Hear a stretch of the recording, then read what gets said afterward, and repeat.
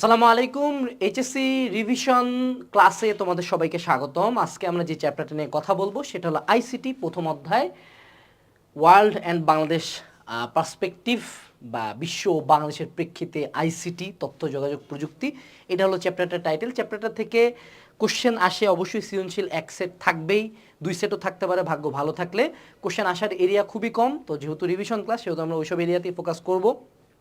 এবং মনে রাখবা এই চ্যাপ্টারে বুঝার মালপাতি কম, বানায় লেখার ইনস্ট্রুমেন্ট অনেক অনেক বেশি, তাই বানায় লেখার দিকে বেশি ফোকাস করবা। কিন্তু যখন আমরা ক্লাসটা নিব, যে সকল কি পয়েন্টগুলোর দিকে ফোকাস করব, ওই সব কি পয়েন্ট যাতে তোমার লেখার মধ্যে থাকে। অর্থাৎ এই চ্যাপ্টার থেকে সৃজনশীল লিখলে ফুল মার্ক পাওয়ার চান্সেস কম, কিন্তু এই চ্যাপ্টারটাই কিন্তু তোমার পাস মার্ক নির্ধারণ করে দেবে। অ্যাটলিস্ট একটা কঠিন কোশ্চেন অ্যান্সার করাচ্ছে এই চ্যাপ্টারটা অ্যান্সার করা ফার মোর বেটার। এই চ্যাপ্টারটা পড়ার আগেই আমি বলে দিই, এই চ্যাপ্টার থেকে যদি একটা টপিক পড়ে যেতে চাও পরীক্ষার আগে রাতে, দ্যাট শুড বি বায়োমেট্রিক্স বা ডিএনএ ফিঙ্গারপ্রিন্টিং বা ফেস রিকগনিশন বা ওই ফিঙ্গারপ্রিন্ট দাও, এই কাহিনীটাই বেশি পড়ে যাবা। বাকিগুলা বানায় লিখতে পারো। যেমন আমরা কথা না বাড়াই শুরু করি, ঠিক আছে? প্রথমে আমাদেরকে পড়তে হচ্ছে হলো টেলিকনফারেন্সিং। টেলিকনফারেন্সিং আমাদের কাছে কাইন্ড অফ নতুন। আমি বলতে পারি ভাইয়া নতুন কেন ভাই, জুম সারাদিন চালান আপনি, আবার কোন টেলিকনফারেন্সিং নতুন? তাই না, একটু চিত্রটার দিকে তাকাও। ইনো একটা ফোন, ইনো একটা টেলিফোন। এই ফোনও আমরা এখন আর চোখে দেখি না, এই টেলিফোন অফিস ছাড়া কোনো জায়গায় ইউজ হয় না। সো টেলিকনফারেন্সিং ইজ টেলিফোনের মাধ্যমে বা ওভার ভয়েস কনফারেন্স বা সভা বা সেমিনার করা। আধুনিককালে এগুলো কোনোভাবে ইউজে হয় না। যেটা করা হয় যে টেলিযোগাযোগের মাধ্যমে সভা অনুষ্ঠানের প্রক্রিয়াকে টেলিকনফারেন্সিং বলা হয়। এখন থেকে অনেক বছর আগে যখন বড় বড় কোম্পানিরা মিটিং করতে যেত, তখন তারা টেলিকনফারেন্সিং করতো, যে একটা ফোন থাকবে, একটা মাউথপিস ভয়েস পিস থাকবে, রুমের মধ্যে অনেক মানুষজন থাকবে, ওই সাইড থেকে এক বা একাধিক লোকজন এখানে কথা পাঠাবো ওই সাইডের একটা টেলিফোন থেকে, দেন আমি এখানে শুনতে পাবো। টেলিফোন আগে ছিল, তার পরবর্তীতে আসলো এটা ফোন। সো টেলিকনফারেন্সিং ইজ আধুনিক জুমের একটা প্রিলিমিনারি রূপ, ঠিক আছে? তো এই টেলিকনফারেন্সিংয়ের মাধ্যমে অনেক কিছুই করা যায়। যেমন এটা পাবলিক কনফারেন্স হইতে পারে, যে কই গেল, এটা হলো পাবলিক কনফারেন্স হইতে পারে। যেমন ধরো আমাদের মাননীয় প্রধানমন্ত্রী গোটা দেশের উদ্দেশ্যে কিছু বলতেছে, অথবা ক্লোজড হইতে পারে, যে কোনো একটা কোম্পানির এমপ্লয়ীদের মধ্যে হইতে পারে, অথবা আরও সিক্রেটিভ হইতে পারে, যে দুইজন পুলিশ কর্মকর্তা বা পুলিশের একটা উইংয়ের মধ্যে কথা হচ্ছে, তখন এটা পাসওয়ার্ড প্রোটেক্টেড বা এনক্রিপ্টেড হইতে পারে।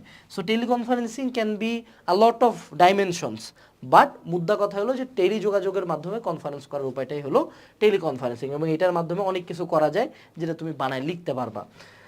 পরবর্তী পার্টে আমরা জানবো হলো ভিডিও কনফারেন্সিং, দ্যাট ইজ আমাদের আধুনিক জুম বা আধুনিক আমাদের স্কাইপে আমরা যে কাজটা করি, মূলত আমরা জুমেই ভিডিও কনফারেন্সিংয়ের সাথে পরিচিত। এখন মেসেঞ্জারেও ভিডিও কনফারেন্সিং করা যায়, হোয়াটসঅ্যাপের মধ্যেও করা যায়, সকল অ্যাপেই কাইন্ড অফ ভিডিও কনফারেন্সিংয়ের অপশনটা আছে।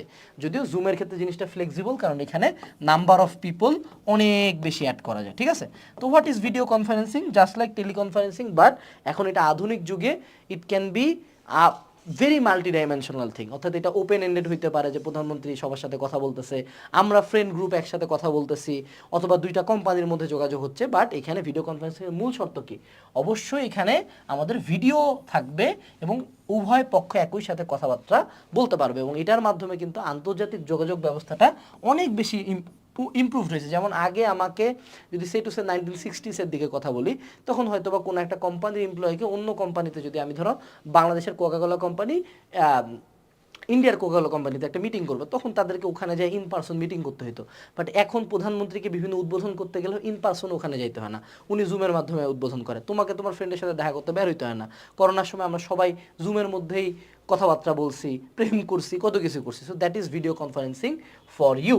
এবং ভিডিও কনফারেন্সিং এরা কয়েকটা উদাহরণ বলছে, যেমন স্কাইপি, ইয়াহু মেসেঞ্জার। যদিও তোমরা আধুনিককালে তোমরা জুম, ফেসবুক মেসেঞ্জার, হোয়াটসঅ্যাপ এগুলোর কথা লিখবা। দেখো, যখন তুমি আইসিটির কোশ্চেন অ্যান্সার করবা, ইটস নট লাইক দ্যাট তোমাদের এই বইতে যা লেখা আছে তাই লিখবা, কারণ এই বইগুলো লেখা হয়েছে বেশ কয়েক বছর আগে, টেকনোলজিক্যালি খুব ড্রাস্টিক্যালি চেঞ্জ হচ্ছে।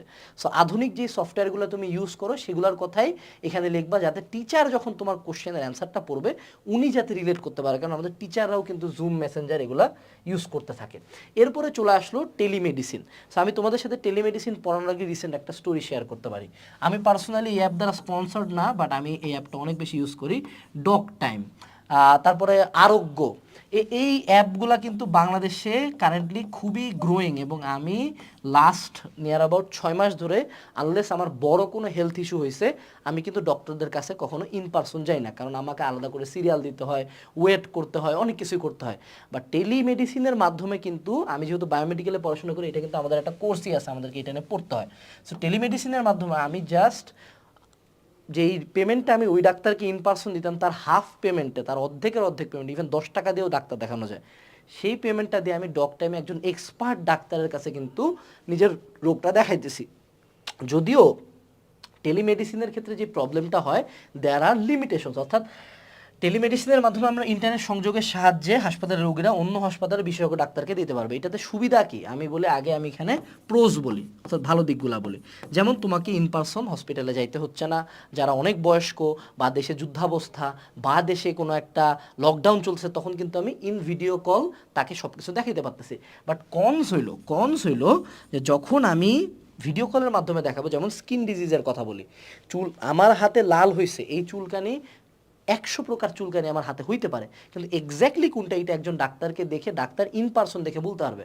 কারণ ভিডিও কলের মাধ্যমে একজন ডাক্তার তোমাকে ভালো মতো অ্যাসেস করতে পারবে, অর্থাৎ তোমার যেই রোগ শনাক্তকরণ, অর্থাৎ দ্য ডায়াগনোসিস ইজ ফল্টি, এটা এখনও আমরা অত পরিমাণে ভালো করতে পারি নাই। যদিও ডে বাই ডে জিনিসটা ইমপ্রুভ হয়েছে, কিন্তু ফার মোর বেটার হয়েছে।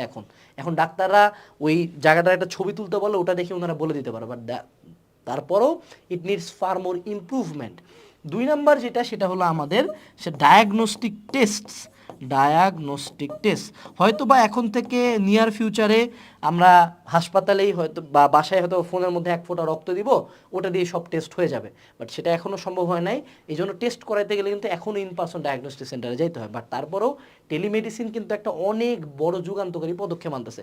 কারণ তুমি চিন্তা করো, তুমি আছো রাঙামাটির পাহাড়ি এলাকায়, তোমার কাছে জাস্ট নেট কানেকশন আছে, তুমি চাইলে কিন্তু ঢাকা মেডিকেল কলেজের একজন বিশেষজ্ঞ ডাক্তারকে তোমার রোগটার কথা বলতে পারতেছো, যেটা আগে নিয়ার ইম্পসিবল ছিল, কারণ রাঙামাটির পাহাড়ি এলাকা থেকে তোমার ঢাকা আসতে মিনিমাম 2 থেকে 3 দিন সময় লাগবে।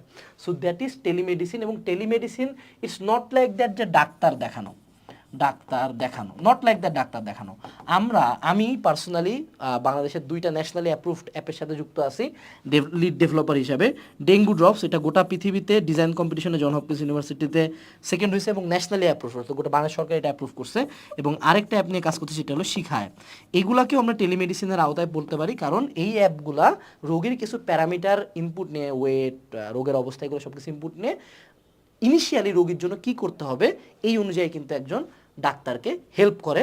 বা যখন সে পেরিফেরিতে থাকে, পেরিফেরি মানে কি একদম রুরাল এলাকায়, অর্থাৎ ঢাকা পর্যন্ত আসতে পারে, তখন রুগীটার জন্য কি করতে হবে, এগুলো কিন্তু এই সকল অ্যাপ বলে দেয়। সো এই জিনিসগুলো কিন্তু এখন আমাদের দেশে এবং বিশ্বের প্রেক্ষিতে অনেক বেশি developing. So that is telemedicine, যে আমাকে তথ্য যোগাযোগ প্রযুক্তির ব্যবহার করে আমাদেরকে বাসায় বসে বা অনেক দূরের এলাকা থেকে নিজস্ব চিকিৎসার ব্যবস্থাটাই হলো টেলিমেডিসিন। ওকে, আচ্ছা, পরবর্তী পার্টে চলে আসি, ই কমার্স। এটা নিয়ে কি বলবো, এটা নিয়ে তো বাংলাদেশে কয়েকদিন আগেই বিশাল কেলেঙ্কারি হয়ে গেল। ই ভ্যালি, ই অরেঞ্জ, তারপরে আমাদের খুবই পরিচিত বেস্ট একটা প্ল্যাটফর্ম হলো দারাজ, এবং গোটা পৃথিবীর সবচেয়ে ধনী মানুষের ই কমার্স হলো অ্যামাজন, তারপরে ইবে, তারপরে বিক্রয়.com। এগুলো তো আমরা জানি, এগুলা সবগুলাই হলো আমাদের একটা করে ই কমার্স বিজনেসটা গোটা পৃথিবীতে কতটা বুম হয়েছে, সেটা আমরা হয়তো বা অ্যামাজনের কথা চিন্তা করলেই কিন্তু বুঝতে পারবো। এবং ই কমার্স রিলেটেড অনেক ক্যারিয়ারও তৈরি হয়েছে, কিছু মানুষজন অনলাইনে ই কমার্স করেই খাচ্ছে। যেমন তুমি যদি আমার এই এডটেকটাকে ধরো, হালকেনস্টাইন ধরো, this is a kind of e commerce, কারণ আমি অনলাইনে একটা প্রোডাক্ট সেল করতেছি। তুমি এখন চিন্তা করো, আমাদের কিউএনএ পাবলিকেশনের একটা সিঙ্গেল বই তুমি পৃথিবীর কোনো লাইব্রেরিতে পাবা না, সাধারণত পাওয়া যায় না। বাট তুমি অনলাইনে অর্ডার করলে 24 থেকে 48 ঘন্টার মধ্যে তোমার হাতে বইটা চলে যাচ্ছে। তুমি অনলাইনে এখন বাইক অর্ডার দিতে পারো, গাড়ি অর্ডার দিতে পারো, ওষুধ অর্ডার দিতে পারো, খাবার অর্ডার দিতে পারো। এগুলো সব কিছু হলো ই কমার্স, অর্থাৎ হলো ইলেকট্রনিক কমার্স। কমার্স মানে হলো বাণিজ্য। ইটস নট লাইক দ্যাট শুধু অনলাইনে সেল করা। অনলাইনে তুমি প্রোডাক্ট সেল করতে পারো, যেমন একটা ফিজিক্যাল প্রোডাক্ট, একটা বই, অথবা একটা সার্ভিস, যে আমি তোমাকে পড়াচ্ছি, দিস ইজ আ সার্ভিস, ঠিক আছে? তো তুমি প্রোডাক্ট সেল করতে পারো, তুমি সার্ভিস সেল করতে পারো, it is overall e commerce. এবং আমাদের পৃথিবীতে সর্বাধিক যদি কারেন্টলি গ্রোথের সেক্টর বলি, গ্রোয়িং সেক্টর হলো ই কমার্স। কারণ ই কমার্স কোনো একটা ছোট ডাইমেনশন না প্রোডাক্ট সেল করে, e commerce is a very very very diversified portfolio জিনিস, ঠিক আছে। অনলাইনে রাইড শেয়ারিং, এটাও কাইন্ড অফ ই কমার্স, যে আমি অনলাইনের থ্রুতে যে কোনো কিছু সেল করতেছি, এবং এটা কিন্তু প্রচণ্ড গ্রোয়িং একটা জিনিস, এবং আমাদের পৃথিবীর টোটাল ধ্যান ধারণাটাকে কিন্তু চেঞ্জ করে দিছে। এবং ই কমার্স বুমটা কখন হয়েছে বলো দেখি? ই কমার্স বুমটা হয়েছে যখন আমাদের .com বুমটা হলো, যে পৃথিবীতে ইন্টারনেট বুমটা হলো। এবং তার পরবর্তীতে ই কমার্স বুমটা কখন হলো বলো তো? করোনা। যখন করোনা আসলো তখনই কিন্তু ইভ্যালি টিভ্যালি সবাই মাথা চাড়া দিয়ে উঠলো। তো ই কমার্সের ক্ষেত্রে কিছু সাবধানতা আছে, যে আমাদেরকে ই কমার্সে এখন যে প্রবলেমটা আমরা ফেস করতেছি সেটা হলো ক্রেডিবিলিটি। যে ই কমার্সে কিন্তু আমাদের ফ্রডিংয়ের পরিমাণটা অনেক বাড়ে গেছে, যে মানুষ টাকা নিয়ে প্রোডাক্ট দিচ্ছে না, ফল্টি প্রোডাক্ট দিচ্ছে, যেটা আমি ইন রিয়েল লাইফে দেখে নিতে পারতাম। বাট তারপরেও এই প্রবলেমগুলো কাটায় উঠেও কিন্তু মানুষজন ই কমার্সকে চুজ করতেছে, এবং ই কমার্স কিন্তু একটা অনেক গ্রোয়িং একটা সেক্টর। তো এখানে কিন্তু ই কমার্স নিয়েই কিন্তু বলা আছে। এখন ই কমার্সে আমি যেটা বলতেছিলাম, যে it's not only about product selling, এখানে আমরা সেবা, সফটওয়্যার, এন্টারটেনমেন্ট, যেমন নেটফ্লিক্স, ব্যাংকিং। আমি লাস্ট কবে ব্যাংকে গেছি আমি জানি, আমার ফোনে সকল ব্যাংকিং কাজকর্ম করা যায়, ইনফরমেশন, আইনগত পরামর্শ, শিক্ষা, গবেষণা, বাংলাদেশ সরকারের অ্যাপ আছে, এখন তুমি 999 কল দিতে পারো। এছাড়াও তুমি ইন্টারনেটের মাধ্যমে রকমারি যে বই, কম্পিউটার, টিভি, ফ্রিজ, ইভেন প্রত্যেকটা বড় বড় স্টোরের ই কমার্স কিন্তু অনেক পাওয়ারফুল। এখন প্রত্যেকটা বড় বড় কোম্পানি তাদের অনলাইন কার্যক্রম চালাচ্ছে। অ্যান্ড নিয়ার ফিউচার হয়তো বা আমাদের ছেলেমেলের বেলা বা আমাদের নাতনি নাতনির বেলা দেখা যাবে যে আর অফলাইনে কোনো স্টোরি থাকতেছে না, সব অনলাইনে হচ্ছে। সো এই জিনিসটা কিন্তু গ্রোয়িং, ঠিক আছে। ই কমার্সের প্রোজ অ্যান্ড কনস আমরা জানলাম। এরপরে চলে আসি হলো ভার্চুয়াল রিয়ালিটি। যেমন ভার্চুয়াল রিয়ালিটির ক্ষেত্রে কারেন্ট সবচেয়ে ভালো পারফর্ম করতেছে কে? Apple vision pro. এবং তোমরা যারা বাংলাদেশে থাকো, ঢাকার মধ্যে, তোমরা কিন্তু টগি ফান ওয়ার্ল্ডে গেছো কিনা আমি জানি না। টগি ফান ওয়ার্ল্ড, তারপর হলো নভো থিয়েটার, এই সকল জায়গায় কিন্তু তারা ভার্চুয়াল রিয়ালিটির ফিল দিয়ে তোমাকে বিভিন্ন রকম গেম খেলাচ্ছে, ভার্চুয়াল ট্যুরের ব্যবস্থা করতেছে। এবং অ্যাপল ভিশন প্রো কারেন্টলি এত বেশি অ্যাডভান্স লেভেলে চলে গেছে যে আমরা অনেক কিছু প্রায় রিয়েল লাইফের কাছাকাছি ফিল করতে পারতেছি। এবং এই যে ভার্চুয়াল রিয়ালিটি জগৎটার কিন্তু একটা বড় পোটেনশিয়াল দেখে ফেসবুক, যেটার প্যারেন্ট কোম্পানি এখন মেটা নামে পরিচিত, মেটাভার্সের মধ্যে কিন্তু মার্ক জাকারবার্গ কাজ করতেছিল, এবং এখনও কিন্তু অনেক কিছু কাজ করতেছে। এবং in the dawn of this century সবচেয়ে বড় ব্রেক থ্রু হয়ে গেছে কিন্তু এআই বা আর্টিফিশিয়াল ইন্টেলিজেন্স। সো আর্টিফিশিয়াল ইন্টেলিজেন্সের ফলে আমাদের ভার্চুয়াল রিয়ালিটি কিন্তু ড্রাস্টিকলি ডেভেলপ করছে, এবং ভার্চুয়াল রিয়ালিটি থেকে কিন্তু একটা সৃজনশীল আমাদের আসে। সো ভার্চুয়াল রিয়ালিটি কি? ভার্চুয়াল রিয়ালিটি হইল যে কম্পিউটারের সাথে connected eyepiece, gloves, vest, mask, এগুলা পরে আমাকে রিয়েল লাইফ একটা ফিল দেওয়ার চেষ্টা করে যখন একটা computer, that is called virtual reality. যেমন ভার্চুয়াল রিয়ালিটিতে ব্যবহার করে সম্পূর্ণরূপে একটা কম্পিউটার নিয়ন্ত্রিত পরিবেশে নিয়োজিত হয়। এই যে এখন অনেক বড় বড় গেম কোম্পানি কিন্তু ভার্চুয়াল রিয়ালিটি গেম বানাচ্ছে, যে তুমি রিয়েল লাইফে গেমটাতে ফিল করতে পারবে। যারা টগি ফান ওয়ার্ল্ডে গেছো ওরা কিন্তু এই গেমটা খেলছো, মোটামুটি ভালো একটা ফিল পাওয়া যায়। প্লাস ওখানে তারা বিভিন্ন রকম হেডসেট ইউজ করে, এটাকে আমরা বলি হেডসেট, গ্লোভস, স্যুট, এগুলোতে ভাইব্রেটর থাকে, অ্যাকচুয়েটর থাকে, অর্থাৎ তুমি যখন গেমের মধ্যে ধাক্কা খাবা তোমার বডিতে একটা ধাক্কা লাগবে। এবং নিয়ার ফিউচারে এই জিনিসটা এতটা ডেভেলপ হবে যে ধরো তুমি বাংলাদেশে বসে আমেরিকাতে ঘুরে বেড়াইতে পারবা, বা বাংলাদেশে বসে কোনো একটা যুদ্ধতে অংশ নিবা। অর্থাৎ তারা এই ভার্চুয়াল রিয়ালিটিকে শুধুমাত্র গেম পারপাসে দেখতেছে না। তুমি চিন্তা করো, ধরো তুমি কোনো একটা জায়গায় যুদ্ধতে গেছো, ঠিক আছে, সেই যুদ্ধ তোমাকে করতে হচ্ছে না, তুমি ভার্চুয়াল রিয়ালিটি হেডসেট বসে একটা রুমের মধ্যে কাজ করতেছো, এবং তোমার হয়ে একটা রোবট সেই যুদ্ধটা করতেছে, বা তোমার হয়ে একটা রোবট সেই সার্জারিটা করতেছে। একজন ডাক্তার ভার্চুয়াল রিয়ালিটি হেডসেট বসে হাত নড়াচ্ছে, আর ওখানে একটা রোবট খুবই সূক্ষ্ম সেলাই এবং কাটাকাটি এগুলো করতেছে। There are endless possibilities for the virtual reality, not only just gaming. আমরা জাস্ট গেম বা মুভি দেখাটাকে বুঝি, বাট ভার্চুয়াল রিয়ালিটি কিন্তু অনেক বড় একটা সুবিধা আছে। এবং ভার্চুয়াল রিয়ালিটির একটা অনেক বেশি ইউজ হয় কিন্তু ত্রিমাত্রিক ওয়ার্ল্ডে, অর্থাৎ যারা ভার্চুয়াল রিয়ালিটি হেডসেট পরছো জিনিসটা দেখে কিন্তু 3D লাগে, অর্থাৎ সেটার আমাদের হলো উইথ, হাইট অ্যান্ড ব্রেথ, অর্থাৎ দৈর্ঘ্য, প্রস্থ, উচ্চতা তিনটাই কিন্তু থাকে, ঠিক আছে। তো মনে হয় যে না আমি হাত দিয়ে নাড়তে পারবো। এবং রিসেন্টলি জাপানে এমন একটা কাজ করা হয়েছে যে ওনারা একটা মহিলার মেয়ে মারা গেছিল, তো তারা ওই মেয়েটার একটা সিমুলেশন তৈরি করছে। ভার্চুয়াল রিয়ালিটিতে এই ওয়ার্ডটা পাবা, সেটা হলো আমাদের সিমুলেশন করা, যে একটা ওয়ার্ল্ড, ধরো আমার এই রুমটার একটা সিমুলেশন বানাইছে, সিমুলেশন মানে 3D মডেল, VR মডেল বানাইছে, এবং এই সিমুলেশনটার মধ্যে আমাদেরকে ইনপুট দিয়ে দেয়। তখন আমার কানে মাউথপিস থাকবে, চোখে এটা থাকবে, অর্থাৎ আমার 5টা ইন্দ্রিয় সক্রিয় থাকবে, এবং আমি যখন এখানে এসে নাড়ার চেষ্টা করবো আমার মনে হবে যে আমি এটা নাড়তেছি। That is virtual. তো জাপানে ওই ওনার মরে যাওয়া মেয়েটার একটা সিমুলেশন বানাইছিল, সো মাটা সেই মেয়েটার সাথে কথা বলতে পারে, হাত দিয়ে নাড়ার মতো একটা ফিল পায়। এখানে এটা খুব ইমোশনাল একটা অবস্থা হয়। বাট ভার্চুয়াল রিয়েলিটি তখন কিন্তু আমাদের একটা জিনিস চলে আসে, সেটা হলো এথিক্স, যে আমরা যদি একটা মৃত মানুষের ভার্চুয়াল রিয়েলিটি বানাই তাহলে এটা কতটুকু যুক্তিযুক্ত, কারণ আমাদের ধর্মের দিক থেকে কিন্তু অনেক নিষেধাজ্ঞা আসতে পারে। যদিও virtual reality there are pros and there are cons, যদিও আমরা যতই বলি ভার্চুয়াল রিয়েলিটি ডেভেলপ হয়েছে, অনেক ক্ষেত্রে মেটাভার্স নিয়ে প্রচুর সমালোচনা হয়েছে যে এই রকম প্রিলিমিনারি পর্যায়ের কেন, গ্রাফিক্স এত খারাপ কেন, but we are working on that, আমরা এটা নিয়ে কাজ করতেছি। এবং রিসেন্টলি বিভিন্ন গেমিং কোম্পানি যেমন এনভিডিয়া বা আরও অনেকে বিভিন্ন ভেস্ট বানাইছে, জাস্ট একটা এখানে কার্কেলিং লাগানো একটা ভেস্ট থাকবে, এই ভেস্ট তুমি পরবা, ও তোমাকে টোটাল ইন রিয়েল লাইফের মতো দৌড়ানোর বা ধাক্কা খাওয়ার ফিলটা এসে দিবে একটা ভেস্টের মাধ্যমে। সো উই আর গ্রোয়িং, আশা করা যায় সামনে আরও ভালো কিছু হবে। এইটা হলো এই চ্যাপ্টারের আমার মতে এই বছরে একটা কোশ্চেন আসতে পারে, সেঞ্চুরিজ বিগেস্ট ইনোভেশন। তোমরা হয়তোবা অলরেডি এই নামগুলো জানো, সেটা হলো চ্যাট জিপিটি, তারপর হলো বার্ড AI, তারপর হলো ডারউইন, তারপরে হইল গিয়া স্যাম অল্টম্যান যে চ্যাট জিপিটির ফাউন্ডার। সো এর এখন কিন্তু ইন দিস সেঞ্চুরি, অর্থাৎ আমাদের 21st সেঞ্চুরির বিগেস্ট ব্রেক থ্রু হলো আর্টিফিশিয়াল ইন্টেলিজেন্স।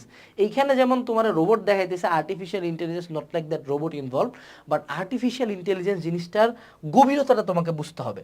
তোমরা যদি আর্টিফিশিয়াল ইন্টেলিজেন্স নিয়ে জানতে চাও বা এটার পাওয়ারটা ফিল করতে চাও, মাত্র $25, যাদের কাছে ডিউয়াল কারেন্সি কার্ড আছে, $25 তুমি চ্যাট জিপিটির পেইড ভার্সন GPT-4 কিনতে পারবেন। GPT-4 দিয়ে লিটারেলি এত কিছু করা সম্ভব, ওয়েবসাইট বানানো, তথ্য দেওয়া, এভরিথিং সে করে দেয়।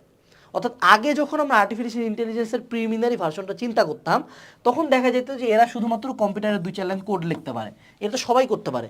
But at this point being তাদের হলো গিয়া, মাইক্রোসফট তাদের একটা AI ডেভেলপ করছে, গুগল তাদের AI নিয়ে কাজ করতেছে, সবাই তাদের AI নিয়ে কাজ করছে, AI স্টার্টআপ নিয়ে প্রচুর কাজ হচ্ছে। বাংলাদেশে যেমন আছে মার্কোপোলো AI, হ্যাঁ, এরাও কিন্তু AI স্টার্টআপ, এবং এরা কিন্তু ফান্ডিংও তুলছে। এই যে AI কোম্পানিগুলো কি অ্যাচিভ করার ট্রাই করছে একটু বুঝি। আর্টিফিশিয়াল ইন্টেলিজেন্স হলো কৃত্রিম বুদ্ধিমত্তা, অর্থাৎ তুমি বা আমি অনেক ব্যাপারে কিন্তু ক্যালকুলেটেড ডিসিশন নেই না, ধাক করে একটা ডিসিশন নিতে পারি যে এখন যদি এই রুম থেকে কয়েকজন আমাকে মারার জন্য ঢুকে, আমি এই মোমেন্টে আমাকে কোনো পরিমাপ করতে হবে না, আমাকে কোনো আশপাশ দেখে এত চিন্তা করতে হবে না, আমি রাইট অ্যাট দ্যাট মোমেন্ট দৌড় দিয়ে পালানোর চেষ্টা করবো। এই যে আমার একটা থিঙ্কিং পাওয়ার আছে, অথবা তুমি আমাকে আসে বলো যে ভাইয়া মনটা খুব খারাপ, আমি তোমার ইমোশনটা রিড করে একটা সাজেশন দিতে পারতেছি। এই যে আমি কথা বলতেছি, আমি কথা বলার আগে খুব একটা ক্যালকুলেশন করতেছি না, অর্থাৎ I can make my own decisions, অর্থাৎ the decision making power, decision making power, thinking power, emotions, এই জিনিসগুলা যখন কম্পিউটারের মধ্যে আমরা কপি করার চেষ্টা করি, that is called artificial intelligence বা কৃত্রিম বুদ্ধিমত্তা। এমন একটা মেশিন যা মানুষের মতো চিন্তা করার ক্ষমতা রাখে, এইটা আমরা অ্যাচিভ করছি। এবং এখন থেকে জাস্ট 1 ইয়ার আগে কিন্তু AI কখনো ভিডিও জেনারেট করতে পারতো না, বাট লাস্ট কয়েকদিন আগে চ্যাট জিপিটি তাদের যে আরেকটা আছে বার্ড AI লিটারালি ভিডিও পর্যন্ত বানাইতে পারতেছে। এবং এখন AI এতটা পাওয়ারফুল, সে এমন এমন ইমেজ জেনারেট করতে পারে যেগুলো দেখে তুমি বুঝতেও পারবা না যে মানুষগুলো রিয়েল না, এবং এমন এমন ভিডিও জেনারেট করে যেগুলো দেখে তুমি কখনো বুঝতেই পারবা না যে মানুষগুলো রিয়েল না, মানে আনরিয়েলিস্টিক একটা অবস্থা। এখন তুমি জাস্ট ফ্যাদম করো যে আর্টিফিশিয়াল ইন্টেলিজেন্স কতটা পরিমাণে আমাদেরকে ইফেক্টেড করতে পারে। থিঙ্ক অ্যাবাউট যেটা মানুষজন ভয় পায়, যে ওয়ার্ল্ড ডমিনেশন, টার্মিনেটর সিনেমা তো সবাই দেখছো, যে যদি একটা মেশিন মানুষের মতো চিন্তা করা শুরু করে, সে যদি নিজের মতো মেশিন বানাইতে শুরু করে, তুমি চিন্তা করো আমাদের প্রত্যেকের হাতে একটা ফোন আছে, the amount of power A machine has. এবং এই মেশিন কিন্তু তুমি চাইলে হিটলারকে সে সিমুলেট করলো, হিটলারের মতো চিন্তা করে এমন একটা মেশিন বানালো, তুমি চিন্তা করো কি হইতে পারে পৃথিবীতে। তারা মানুষকে কন্ট্রোল করার চিন্তা করতে পারে, এটা যেমন ব্যাড সাইডস গেলো, গুড সাইডস চিন্তা করো, যে এমন একটা রোবট যে লিটারালি একটা মানুষের মতো কাজ করতে পারে, যুদ্ধ করতে পারবে, চিকিৎসা করতে পারবে, তোমার হয়ে লয়ার হইতে পারবে, তোমার হয়ে ড্রাইভার হইতে পারবে, তোমার সকল ম্যানুয়াল লেবার, এই যে কোডিং, সফটওয়্যার বানানো, গ্রাফিক্স থেকে শুরু করে সব কিছু এখন কিন্তু ধীরে ধীরে মেশিন কন্ট্রোলে দিচ্ছে। অর্থাৎ অল দ্য ম্যানুয়াল লেবার্স এগুলা কিন্তু আগামী 20-30 ইয়ার্সে থাকবে না। এখন কি ঢাকার রাস্তায় ট্যাক্সি দেখো? না, এখন উবার। একটা পর্যায়ে এখন থেকে 50 বা 100 বছর পরে উবার থাকবে না, সেলফ ড্রাইভিং কার্স আসবে।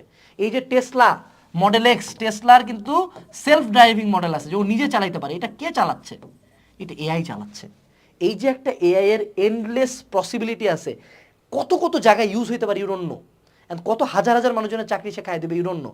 বাট যখনই একটা কোনো কিছু আমাদের, যেমন প্রথম যখন .com বাবল আসলো, .com বাবল মানে ইন্টারনেট যখন আবিষ্কার হলো, তখন কিন্তু এক দলের চাকরি চলে গেছে, কিন্তু তখনও কিন্তু Jeff Bezos, Elon Musk, Amazon তৈরি করে বিলিয়নিয়ার হয়ে গেছে। So when there is an opportunity, একদল পরিবর্তনের সাথে খাপ খাওয়াবে, একদল পরিবর্তনের সাথে খাপ খাওয়াবে না, নাই হয়ে যাবে। এইটাই আর্টিফিশিয়াল ইন্টেলিজেন্সের ক্ষেত্রে মাথায় রাখতে হবে, যে তোমার যখন ম্যানুয়াল লেবার চলে যাচ্ছে, বাট আমি একজন মানুষ হিসেবে যতটুকু ক্রিয়েটিভ চিন্তা করি, যে আজকের এই লেকচারটা আমি যেভাবে সাজাইছি, এটা হ্যাঁ একটা এআই আমার মতো করে গোছাই দিতে পারে, বাট এখানে যে ক্রিয়েটিভ এলিমেন্টগুলো আমি রাখবো, এই ক্রিয়েটিভিটি সে কখনো কপি করতে পারবে না। সো এআই নিয়ে যারা ভয়ে আসো, ফোকাস অন ক্রিয়েটিভিটি, এবং মানুষের মতো চিন্তা করবে, অসম্পূর্ণ তথ্য নিয়ে পূর্ণাঙ্গ সিদ্ধান্তে পৌঁছাবে, আরও অনেক কিছু। এবং আর্টিফিশিয়াল ইন্টেলিজেন্স ডেভেলপ হয় কয়েকটা ভাষা দিয়ে, যেগুলো আমাদের লিস্প, সিলিস, প্রোলগ, সি++ এবং জাভা। এবং আর্টিফিশিয়াল ইন্টেলিজেন্সের প্রোগ্রামকে বিশেষ করে একটা ভাগে ভাগ করছে, এগুলো তোমাদের দরকার নাই। তোমরা যেটা করবা, এই বইটার জন্য, এইখানে লেখার জন্য মাহবুবুর স্যারের আইসিটি বইতে আর্টিফিশিয়াল ইন্টেলিজেন্স নিয়ে কিছু কথাবার্তা লেখা আছে, যে চিকিৎসা ক্ষেত্রে কোন এআই ইউজ হচ্ছে, আইনের ক্ষেত্রে কোন এআই ইউজ হচ্ছে, এরকম কয়েকটা এআই সফটওয়্যারের নাম আছে, এগুলো পড়বা। এবং যখন কোশ্চেন লিখবা, তখন chat GPT 4, bird AI, Marco Polo, এই যে রিসেন্ট টাইমসে যেগুলো নাম মানুষ শুনছে, এগুলো কথা লেখার চেষ্টা করবা। যেমন তুমি যদি আজকে বিলিভ না হয়, তুমি জাস্ট চ্যাট জিপিটি ওয়েবসাইটে যায় চ্যাট জিপিটিকে লেখো যে আমার পড়াশোনা করতে ভালো লাগতেছে না, অথবা এইচএসসি আইসিটিতে কীভাবে পড়বো ও বলে দিবে। ইভেন তুমি আমার নাম জিজ্ঞেস করো, আমারও চিনে। মানে এতটা তারা কিন্তু অ্যাডভান্স হয়ে গেছে। সো পরিস্থিতির সাথে আমাদেরকে অ্যাডভান্স হতে হবে। অ্যান্ড আমি এটা তোমাকে অ্যাসিওর করতেছি যে আমাদের ছেলেপেলের টাইমেই এই এআইটা পৃথিবীর একটা অনেক বড় পাওয়ারফুল ফোর্স হবে। এই জন্য কিন্তু বড় বড় নেশনরা এখন বসতেছে একসাথে এআই নিয়ে কাজ করার জন্য, এআই এর জন্য আইন বানানোর জন্য। কারণ তুমি চিন্তা করো, একটা এআই যদি এখন তোমার আমার ছবি নিয়ে যা ইচ্ছা তাই করতে পারে, তুমি বুঝতেছো কি করা যেতে পারে এআই দিয়ে? অনেক কিছু করা যেতে পারে। ঠিক আছে, এরপরে আমরা চলে আসব রোবোটিক্স। সো রিসেন্টলি টেসলার একটা সাব কোম্পানি, টেসলার আন্ডারে একটা সাব কোম্পানি একটা রোবট বানাইছে, তোমরা সার্চ দিয়ে দেখতে পারো। তাদের এই রোবটটা হলো একদম প্রচণ্ড ফ্লেক্সিবল, অর্থাৎ তার মুভমেন্ট, অন্য সময় রোবট যেমন এরকম এরকম করে না, ওর মুভমেন্ট একদম হিউম্যান লাইক মুভমেন্ট। অর্থাৎ আমাদের যেই হাঁটা চলার প্যাটার্ন আছে, আমাদের যে গেট সাইকেলটা আছে, এটা সে পুরোপুরি কপি করতে পারে। গেট সাইকেল কি, এটা বায়োমেডিক্যালে পড়লে বুঝবা, এটা রোবোটিক্সের ক্ষেত্রে ইম্পর্টেন্ট। গেট সাইকেল হলো তোমার আমার হাঁটা চলার যে একটা প্যাটার্ন আছে, যত প্রথমে পা পড়বে, দেন আমরা হাঁটবো, আমাদের হাতটা এইভাবে নড়বে, হ্যাঁ, এইটাকে বলা হয় একটা গেট সাইকেল। তো আমাদের এখন রোবটগুলা এতটা অ্যাডভান্স হয়েছে যে সে লিটারালি মানুষের মুভমেন্ট কপি করতে পারছে। অ্যান্ড তুমি আগের স্লাইডে একটু ব্যাক যাও, তুমি কৃত্রিম একটা ব্রেন বানানোর চেষ্টা করতেছো, বুদ্ধিমত্তা, দ্যাট ইজ এআই, অ্যান্ড তুমি অ্যাডভান্স লেভেলের রোবোটিক্স বানাইতে পারতেছো। সো অ্যাভেঞ্জার্সের এজ অফ আলট্রন কিন্তু এই কাহিচালটাই হয়েছিল। নিজস্ব ব্রেন ছিল এবং নিজস্ব পাওয়ারফুল বডি ছিল, সে নিজের কোটি কোটি কপি বানাইতে পারছে। এইটাই কিন্তু রোবোটিক্সের ক্ষেত্রে হচ্ছে, যদিও রোবোটিক্সকে আমরা এখনও ওরকম ভয়ানক পর্যায়ে বলতে পারি না। যেমন তুমি অনলাইনে রোবোটিক কুকুর দেখবা, কুকুর হাঁটে বেড়াচ্ছে, বিভিন্ন জাপানের বিভিন্ন হোটেলে রোবট দিয়েই পুরোটা কন্ট্রোল, বিভিন্ন রোবট ওয়েটার হিসেবে কাজ করতেছে, যদিও এগুলো প্রিলিমিনারি পর্যায়ে আছে। এখন কারেন্ট দুনিয়াতে রোবোটিক্সের সর্বাধিক ইউজ হচ্ছে এখন কিন্তু ফ্যাক্টরিতে। কারণ তুমি চিন্তা করো, একটা গাড়ির ফ্যাক্টরিতে যারা ঝালাই করে, হ্যাঁ, এটা তো খুবই ডেঞ্জারাস একটা কাজ, কিন্তু এটা আমার রোবট করতেছে। মাইনিং করতেছে কে? রোবট করতেছে। আমার ইন্ট্রিকেট যন্ত্রপাতি সার্কিট টার্কিট বানাচ্ছে কে? একটা রোবোটিক হ্যান্ড। কার অ্যাসেম্বলি করতেছে একটা রোবোটিক হ্যান্ড। এই জায়গাগুলোতে রোবোটিক্সের অনেক বড় সুযোগ আছে। অ্যান্ড হয়তো বা এখন থেকে 100 বছর পরে যখন আমরা কেউ থাকবো না, তখন হয়তো বা আমাদের বাচ্চা কাচ্চার ফ্রেন্ড হয়তো বা বাসা একটা রোবট থাকবে, কাজের মানুষ একটা রোবট থাকবে, ওয়েটার থাকবে একটা রোবট, ড্রাইভার হবে একটা robot. There are endless possibilities. This is robotics for you. Robotics কি? রোবট হচ্ছে কম্পিউটার দ্বারা নিয়ন্ত্রিত একটি স্বয়ংক্রিয় ব্যবস্থা, যা মানুষ যেভাবে কাজ করে বা করতে পারে সে সকল কাজের মতো করে কাজ করার চেষ্টা করো, অর্থাৎ তাকে দেখে মনে হবে সে আরেকটা মানুষ, কৃত্রিম বুদ্ধিমত্তা আছে তার। এটা নিয়ে কিন্তু যেমন রোবট সোফিয়ার কথা তোমরা সবাই জানো, কিন্তু খুব ফেমাস একটা রোবট, ও কিন্তু নিজের মতো মোটামুটি ভালো থিঙ্ক করতে পারে। এখন আমরা রোবটের কয়েকটা পার্ট নিয়ে জানবো। এক হলো পাওয়ার সিস্টেম, যে রোবটকে পাওয়ার করবে একটা ব্যাটারি, এটাই হলো তার পাওয়ার সিস্টেম। হয় এটা চার্জেবল হবে অথবা রিচার্জেবল হবে অথবা কারেন্টের সাথে লাগানো থাকবে। এবং আরেকটা ভিভিআই অ্যাকচুয়েটর নিয়ে প্রশ্ন আসে। অ্যাকচুয়েটর কি? Actuator is a kind of বৈদ্যুতিক মোটর, ঠিক আছে? অ্যাকচুয়েটর বৈদ্যুতিক মোটর হতে পারে বা পাম্প হতে পারে, মানে যেমন আমি তোমাকে অ্যাকচুয়েটর দেখাই এখানে, say to say this can be an actuator, ঠিক আছে? এই যে আমার এটা হলো আপ অ্যান্ড ডাউন করতে পারে। তো অ্যাকচুয়েটর হলো এখানে এমন একটা পাম্প থাকবে, যেমন ধরো এটা যদি আমি টাইট করে এখানে লাগাই দেই, এখানে একটা সার্কিট থাকবে, এই সার্কিট যখন ছাড়ে দিবে তখন আমার এই রোবটের হাতটা মুভমেন্ট করবে। So actuator is a kind of pump or is a kind of motor that controls the movements of A robot, ঠিক আছে? এরপরে আসলো অনুভূতি। রোবট অনুভূতি পায় না, কিন্তু রোবট হ্যাজ কি? সেন্সরস। ওর কাছে একটা সেন্সর আছে, যে সেন্সর ভিজুয়াল স্টিমিউলি তাকে দিচ্ছে। তোমরা সামনে পড়বা বিভিন্ন রকম সেন্সর ইনফরমেশন নেয় 0 থেকে 25-এর মধ্যে, ওগুলোকে ডিকোড করে বিভিন্ন সার্কিটে পাঠায়, ওই অনুযায়ী রোবট আউটপুট দেয়। আমাদের ব্রেনও এক্স্যাক্টলি সেম করে, চোখ দিয়ে ইনপুট নেয়, ব্রেনে প্রসেস করে, দেন আমাদের হাত পা মাসেল দিয়ে আউটপুট দেয়। সো বিভিন্ন রকম সেন্সর থাকতে পারে, pressure sensor, temperature sensor, visual sensor, IR sensor, light dependent sensor, water sensor, electromagnetic sensor. Sensor crore crore আছে, যারা ট্রিপলি সিএসসি নিয়ে পড়বা তোমরা সেন্সর নিয়ে প্রচুর পড়াশোনা করবা। সো এখানে অনুভূতি হলো সেন্সরের মাধ্যমে নেওয়া হয়। এরপর হলো ম্যানিপুলেশন বা পরিবর্তন করা। রোবটের আশপাশের বস্তুগুলো অবস্থান পরিবর্তন করার পদ্ধতিকে বলা হয় ম্যানিপুলেশন। এটা কিছুই না ভাই, যেমন ধরো আমি একটা রোবট, আমি এই কলমটাকে এই হাত থেকে নিয়ে এই হাতে রাখলাম, এটাই ম্যানিপুলেশন, ঠিক আছে? এগুলোই হলো আমাদের রোবটের মূল পার্টের মধ্যে আছে। এখন আসলো আমাদের একটা অনেক বড় যুগান্তকারী চিকিৎসা ব্যবস্থা, that is called cryo surgery.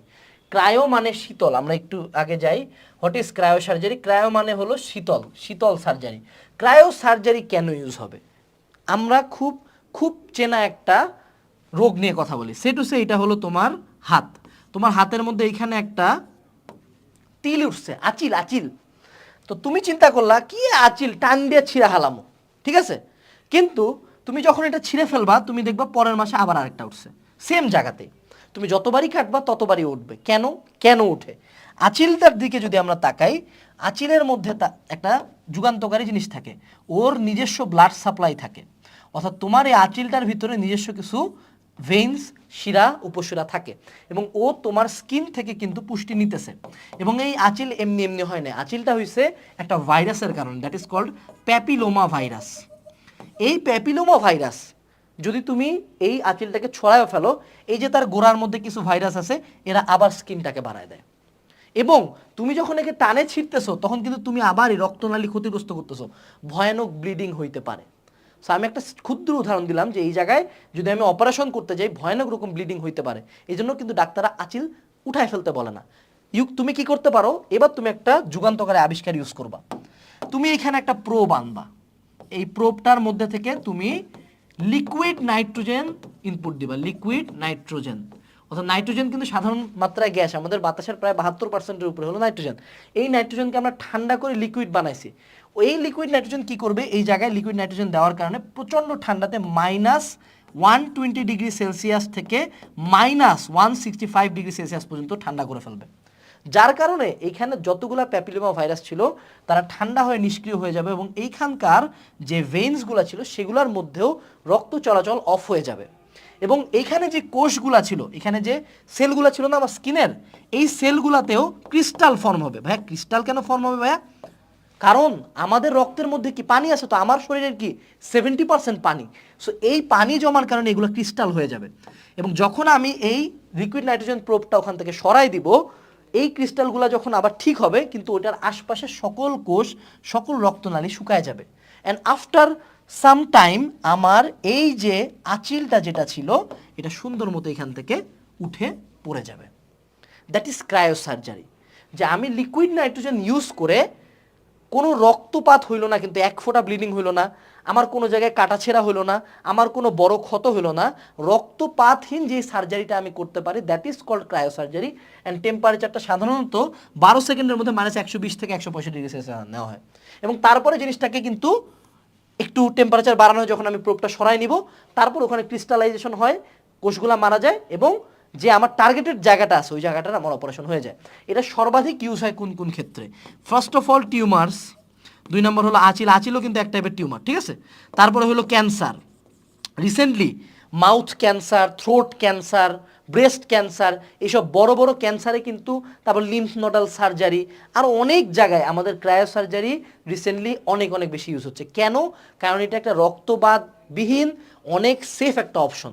কারণ তোমার আমি টিউমার কাটতে গেলাম গলার মধ্যে, এত বড় ঘ্যাচ করে কাট দিছি তোমার জাগলার ভেন্স, যেটা দিয়ে তোমার ব্রেন রক্ত পায়, সেটা কাটে দিছি, স্পট ডেড, বাঁচাতে পারবো না আমি। সো এই জন্য cryo surgery is a fur more better option. এবং এটা কিন্তু রিসেন্টলি এটা নিয়ে অনেক বেশি গবেষণা হচ্ছে, অনেক বেশি কাজ করার চেষ্টা করতেছে। সো আমি যেই যেমন আরও কিছু উদাহরণ দিয়েছে, যকৃত ক্যান্সার, বৃক্ক ক্যান্সার, প্রোস্টেট ক্যান্সার, মুখের ক্যান্সার, গ্রীবাদেশীয় ক্যান্সার, পাইলস ইত্যাদি চিকিৎসায় কিন্তু আমরা ক্রায়ো সার্জারি ইউজ করতেছে। সো আমি একটু আগে যে ছবিটা আর্ট করলাম, তুমি যদি এই ছবিটা পরীক্ষার হলে আর্ট করে দিতে পারো, আরও বেশি মার্ক পাবা, ঠিক আছে। সো আমি যতটা ডিটেলসে যাওয়ার চেষ্টা করলাম। এইবার চলে আসলাম এই চ্যাপ্টারের most important topic, very very important, VVI। এই টপিকটাই আমাদেরকে সবচেয়ে বেশি পড়তে হবে। সো আমার একটা স্টোরি আছে, আমাকে প্রথম আলো থেকে যখন আমি অ্যাডমিশনে ভালো রেজাল্ট করছি, তখন আমাকে জিজ্ঞেস করছিল যে তুমি বড় হয়ে কী হতে চাও। আমি বলছি বায়োমেডিক্যাল ইঞ্জিনিয়ার, কিন্তু ওনারা আবার শুনতে পাইছে বায়োমেট্রিক্যাল, কারণ বায়োমেডিক্যাল তখন অত প্রচলিত ছিল না। এখন তো প্রায় অনেক বছর হয়ে গেছে, বাট তখন অত প্রচলিত ছিল না। তো তখন আমার প্রথম আলোর নিউজটার টাইটেল ছিল যে বায়োমেট্রিক্যাল প্রকৌশলী হতে চায় দিনাজপুরের আনাস, ঠিক আছে। তো এই টাইপের একটা নিউজ হয়েছে। বায়োমেট্রিক্স হলো, বায়োমেট্রিক্স কি, তো আমরা চলো জানতে চাই পারি বায়োমেট্রিক্স কি। বায়ো হলো জীবন এবং মেট্রিক হলো মেজার, এখান থেকে উৎপন্ন হয়েছে বায়োমেট্রিক্স। জীবনকে মাপাকে বায়োমেট্রিক্স বলা হয় না, আমাদের জৈবিক বিভিন্ন বৈশিষ্ট্য ব্যবহার করে একজন মানুষকে এককভাবে চিহ্নিত করার বা আইডেন্টিফাই করার যে process, that is called biometrics. অর্থাৎ তুমি যদি আমার ফিঙ্গারপ্রিন্টের দিকে তাকাও, আমার ফিঙ্গারপ্রিন্টের সাথে পৃথিবীর কোনো একটা মানুষের ফিঙ্গারপ্রিন্ট মিলবে না। তুমি আমার হাতের ভেইনের বিন্যাসের সাথে যদি কারো হাতের ভেইনের মিলানোর সম্ভাবনা নিয়ারলি জিরো। তুমি যদি আমার ডিএনএর সাথে অন্য কারো ডিএনএ মিলাও, unless that is an identical twin of mind, আমার ডিএনএর সাথে কারো ডিএনএ মিলবে না। আমার ভয়েসের সাথে অনেকাংশে ভয়েস মিলবে না। যেমন এখন আমার আইফোনে, এই যে আমার আইফোন, আমি যদি এটা লক করে আনলক করি, 1 সেকেন্ডের মাথায় লিটারেলি ফেস রেকগনিশন নিয়ে যায়। 1 সেকেন্ড, মানে সেকেন্ডও লাগে না, সাথে সে রেকগনিশন নেয়। তো এখন কিন্তু ফেস রিকগনিশন অনেক প্রচলিত, এখন কিন্তু ফিঙ্গারপ্রিন্টও দামি দামি ফোন থেকে উঠাই দিছে। সো বায়োমেট্রিক্স খুবই খুবই অগ্রগামী একটা জিনিস, এটা ডে বাই ডে অনেক বেশি ডেভেলপ হচ্ছে। এবং তোমাকে পরীক্ষার হলে যেটা বলবে, কয়েকটা অপশন দিবে, ফিঙ্গারপ্রিন্টিং, হ্যান্ড বা আইরিস বা সামথিং কিছু একটা, এবং ওগুলোর মধ্যে কোনটা বেটার কোনটা বেস্ট সেগুলো তোমাকে চুজ করতে হবে। আমরা একটা একটা করে পদ্ধতি নিব, সেটার গুড সাইজ এবং সেটার ব্যাড সাইজ বলবো, এটাই তোমাকে পরীক্ষার হলে লিখে তোমাকে তোমার বেস্টটা চুজ করতে হবে। প্রথমে চলে আসলো সর্বাধিক ব্যবহৃত ফিঙ্গারপ্রিন্টিং। ফিঙ্গারপ্রিন্টের গুড সাইড কি? এটা খুবই চিপ, খুবই ইজিলি অ্যাভেলেবল এবং সবচেয়ে বেশি ব্যবহৃত। কিন্তু ফিঙ্গারপ্রিন্টের ব্যাড সাইডস কি? যদি কোনো কারণে আমার হাত ক্ষতিগ্রস্ত হয়, যদি আমার হাতে পুড়ে যায়, তাহলে কিন্তু আমার ফিঙ্গারপ্রিন্ট কাজ করবে না। আবার এমনও হইতে পারে আইডেন্টিক্যাল টুইনের সাথে আমার ফিঙ্গারপ্রিন্ট মিলতেও পারে। ফিঙ্গারপ্রিন্ট আবার যদি আমি একটা খুব, দেখো না এই যে ডন 2 সিনেমায়, হ্যাঁ, ফিঙ্গারপ্রিন্টের একটা ছাপ নিয়ে কপি করে ফেলতেছে, সো এটা সিকিউরিটিটা তুলনামূলক কম। এরপরে চলে আসলো হ্যান্ড জিওমেট্রি। হ্যান্ড জিওমেট্রি কি? এই যে আমি আমার হাতটা এখানে দিলাম, আমার হাতটা যে একটা এরিয়া জুড়ে বসলো, অর্থাৎ আমার হাতের যে একটা এরিয়া আছে, এই আঙ্গুলটা এতটুকু, এই আঙ্গুলটা এতটুকু, প্রত্যেকটা আঙ্গুলের ডিস্টেন্স থেকে শুরু করে ফিঙ্গার কতটুকু মোটা, সব কিছু মিলাই কিন্তু আমার হাতটা সেপারেটলি অনলি ফর মি। এই হ্যান্ড জিওমেট্রি দিয়েও কিন্তু তুমি আমাকে আইডেন্টিফাই করতে পারো, ঠিক আছে। তো এইটার গুড সাইডস কি, ব্যাড সাইডস কি? অনেকের সাথে অনেকের হ্যান্ড জিওমেট্রি মিলতেই পারে, এক। অথবা হ্যান্ড জিওমেট্রি, আমার যদি হাত ক্ষতিগ্রস্ত হয়, কোনো কারণে আমার মাইল লাগে, আঙ্গুল ফুলে গেছে, তখন এটা কাজ নাও করতে পারে। এবং এটা অবশ্যই ফিঙ্গারপ্রিন্টের চেয়ে কম সেফ একটা পদ্ধতি। এবার হলো সবচেয়ে সেফ পদ্ধতি, আইরিশ এবং retina scan. What is Irish? আমরা যদি একটা চোখের অ্যানাটমির দিকে তাকাই, আমি তোমাকে একটু ডিরেক্ট চোখ আনেই দেখাইতেছি। এই যে দেখো, এটা হলো গিয়ে আমাগো একটা চোখ, ঠিক আছে। এই চোখের মডেলটার দিকে তাকাও। এই চোখটার এই যে প্রথম যে প্রলেপটা, আমি এটা একটু খুলি, এটা হলো চোখের ভিতরের আইবল, এরেও আমি সরাইলাম। এই যে আমাদের উপরের একটা যে পাতলা যে পর্দাটা, এটা হলো কর্নিয়া, ঠিক আছে। এবং এর ভিতরের যে এই যে আমাদের কালারফুল যে জিনিসটা, এইটা হলো আমাগো আইরিশ। তো আমাদের প্রায় অনেক মানুষের এই আইরিশটার কালার কিন্তু ডিফারেন্ট এবং এটার ভিতরে বিন্যাসটাও ডিফারেন্ট, সো এই আইরিশটা তারা স্ক্যান করে। এখন বাকি থাকলো কি কি বলছে retina scan. What is retina in this regard? তুমি যদি চোখটাকে খুলো, তুমি একদম পিছনের দিকে তাকাও, এই যে দেখো পিছনের দিকে অনেকগুলো ভেন একটা জায়গায় একসাথে হয়েছে, ঠিক আছে? এই যে পিছনের যে একটা পর্দা, যেই জায়গায় সবগুলা আলো আসে মিলিত হয়, এই পার্টটাকে বলা হয় রেটিনা, যেখানে যেটা হলো মূল আমাদের অপটিক্যাল নার্ভ ওখানে থাকে। এবং এই রেটিনার যে বিন্যাসটা, রেটিনার ভিতরে যে অপটিক্যাল বিন্যাসটা, এটা কিন্তু প্রত্যেকটা চোখের জন্য কিন্তু আলাদা। সো যখন আমি এই রেটিনা এবং আইরিশ স্ক্যান করব, তখন এটা দুইটা মানুষের মধ্যে মিলা নিয়ার ইম্পসিবল, ইম্পসিবল। এবং এইটা কিন্তু সবচেয়ে সেফেস্ট। কিন্তু এই যে আমার রেটিনা এবং আইরিশ স্ক্যান করবে কিন্তু আইআর সেন্সর বা বড় কোনো লেজার দিয়ে, এটা অবশ্যই অনেক কস্টলি একটা সিস্টেম, কিন্তু অনেক সেফ, কিন্তু অনেক কস্টলি। আবার এটারও খারাপ দিক আছে। আমি যদি চশমা পরি চোখে, অনেকে তো আছে কানা, যে চশমা পরে পাওয়ার লেন্স ইউজ করে, তখন কিন্তু স্ক্যানটাতে ঝামেলা হতে পারে, অথবা আমার যদি চোখের কোনো রোগ হয় তখন ঝামেলা হতে পারে। এরপরে চলে আসো ফেস রিকগনিশন।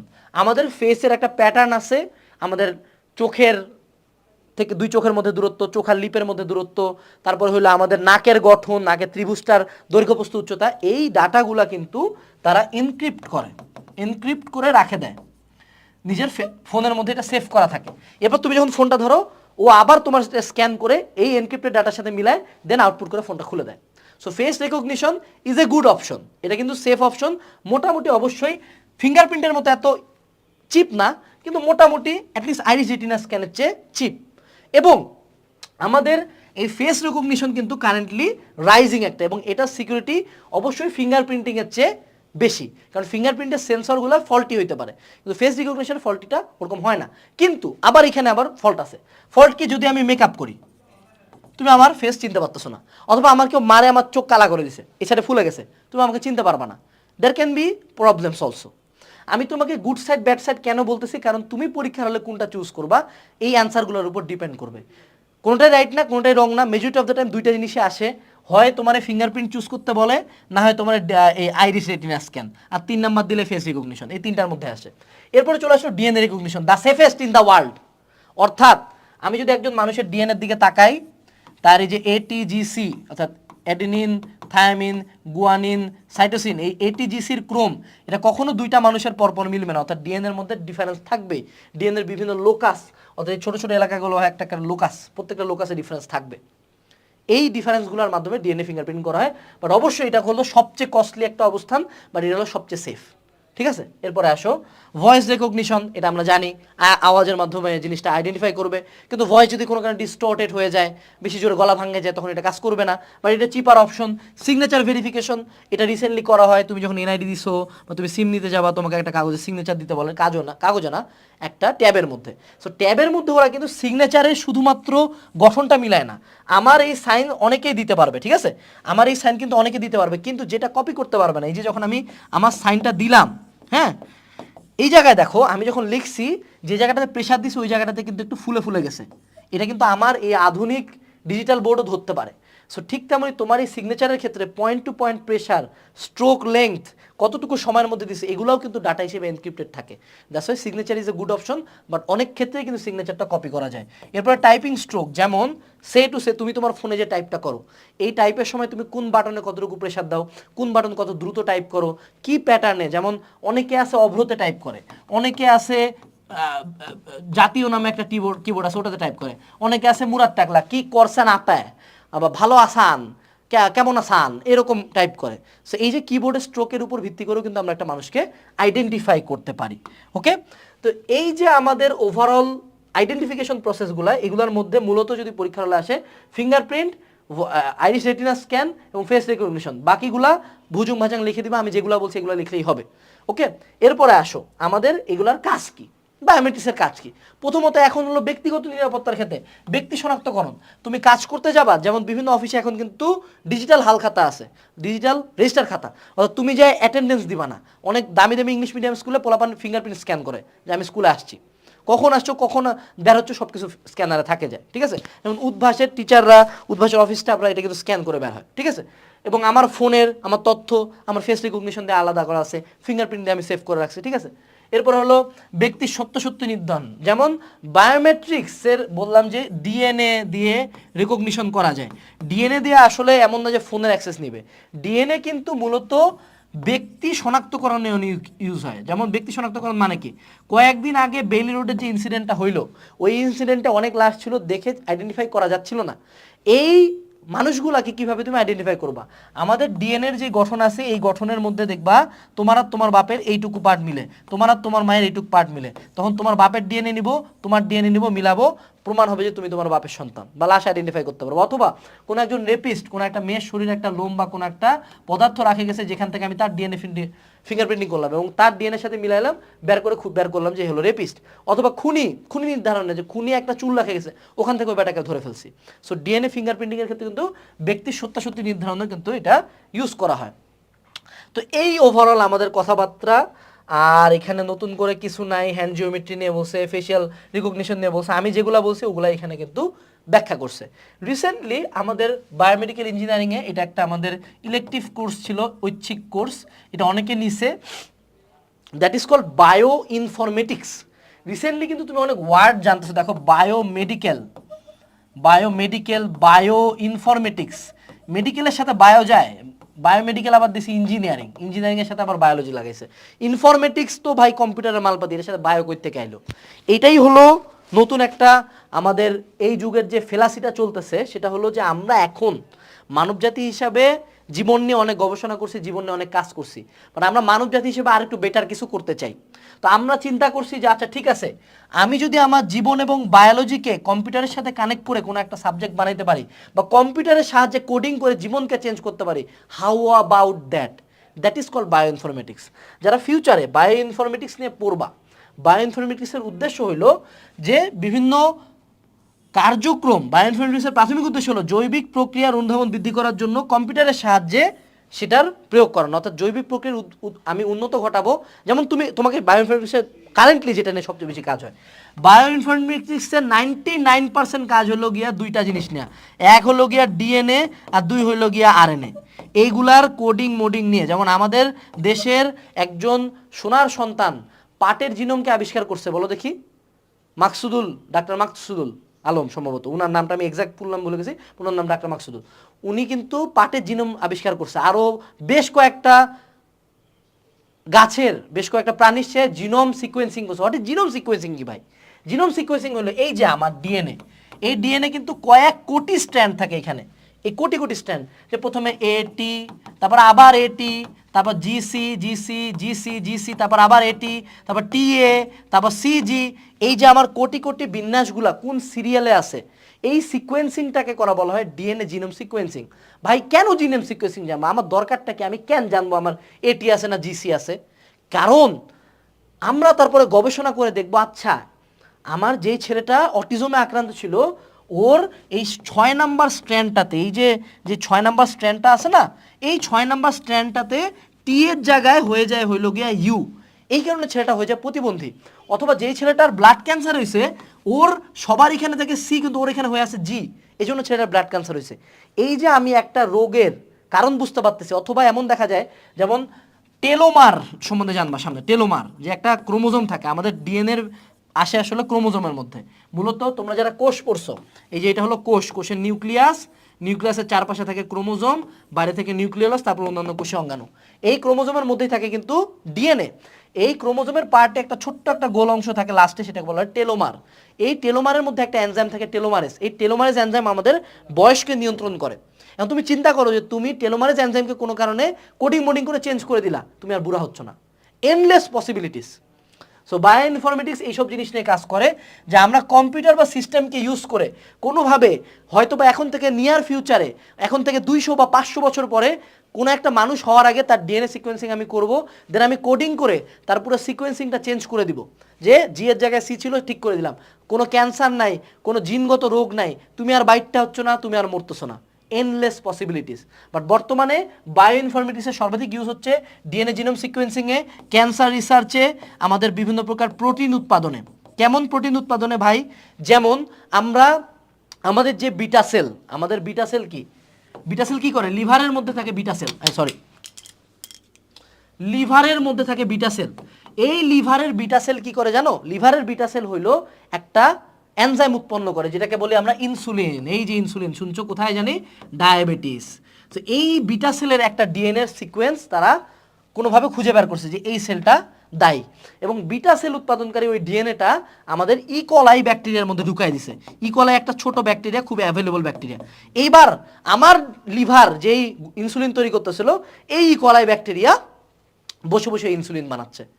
এখন আমি ইনসুলিন নিয়ে বিক্রি করতেছি। Endless possibilities.